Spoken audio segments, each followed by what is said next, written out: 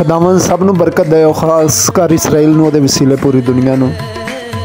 पानी दा बपतिस्मा खुदावन दा हुक्म है।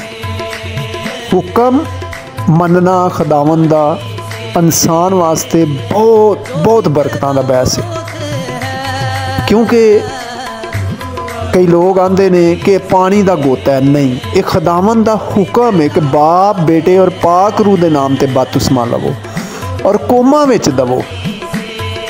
जदों बजुर्ग मूसा नूं खुदावंद ने हुक्म किया कि जा चट्टान नाल गल्लां कर, लेकिन बजुर्ग मूसा ने की किया कि जांदिया सार चट्टान ते लाठी मार दी, पानी ते निकल आया, पानी ते चट्टान चो निकल आया। लेकिन खुदावंद खुदा दे हुक्म दी हुक्म अदूली हो गई। सिर्फ एक हुक्म अदूली ने, सिर्फ इको हुक्म अदूली ने। खुदावंद खुदा बजुर्ग मूसा नूं इसराइल मुल्क च ना लग्या।